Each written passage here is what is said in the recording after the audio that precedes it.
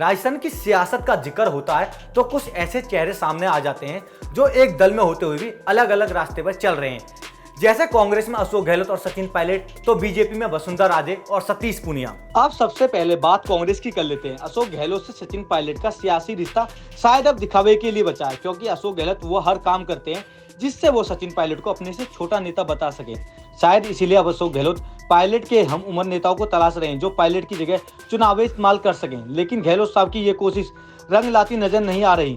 कुछ दिनों पहले बूंदी में हिंडोला में अशोक गहलोत ने बड़ी सभा की, अपने मंत्री अशोक चांदा के साथ मंच साझा किया, उनकी तारीफ की। लेकिन गहलोत की यह कोशिश कामयाब नहीं हो पाई, क्योंकि उससे 2 दिन बाद ही जब सचिन पायलट अपने विधानसभा क्षेत्र टोंक में पहुंचे तो वहां उनका ऐसा जलवा दिखा कि बड़ी बड़ी सियासी रैलियां भी फीकी दिखने लगी।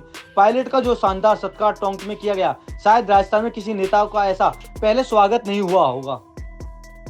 अब गहलोत साहब भी तो क्या करें, जितना वो दबाना चाहते हैं पायलट को वो उतना ही आगे निकल जाते हैं। राजनीति में ये सब तो चलता ही रहता है। अब बीजेपी वालों की घर की लड़ाई की बात कर लेते हैं। बीजेपी के प्रदेश अध्यक्ष सतीश पूनिया प्रदेश अध्यक्ष की कुर्सी पर बैठे हैं। तब से उनका एक ही सपना है कि राजस्थान का सीएम कैसा बना जाए, और इसी सपने को पूरा करने के लिए पूनिया अपने रास्ते की सबसे बड़ी दीवार वसुंधरा को साइडलाइन करने की पूरी कोशिश करते नजर आते हैं। कुछ दिनों पहले सतीश पूनिया ने यह कहकर सबको हैरत में डाल दिया कि 70 साल की उम्र में रिटायर हो जाना चाहिए। पूनिया का यह कहना था कि 70 बसंत देख चुके नेताओं को चुनाव का टिकट नहीं मिलना चाहिए। अब पूनिया जी कम से कम कहने से पहले आप ये सोच लेते कि हमारे प्रधानमंत्री की उम्र भी कितनी है। खैर, पूनिया ने शायद ऐसा वसुंधरा जी के लिए बोला होगा, लेकिन कोई फायदा नहीं हुआ। पूनिया ने यह बयान दिया कि बीजेपी प्रदेश प्रभारी अरुण सिंह ने साफ कह दिया कि पार्टी के वरिष्ठ नेताओं को चुनाव में टिकट दिया जाए। उन्होंने ये भी कहा कि फिलहाल सतीश पूनिया ही पार्टी के प्रदेश अध्यक्ष रहेंगे जब तक कि राजस्थान में विधानसभा के चुनाव संपन्न नहीं हो जाते। पूनिया के लिए अब इसे अच्छा संकेत के तौर पर देखा जा रहा है। कांग्रेस में अशोक गहलोत फिर से मुख्यमंत्री बनने का सपना देख रहे हैं, तो बीजेपी में सतीश पूनिया भी ख्वाब सजाए बैठे हैं।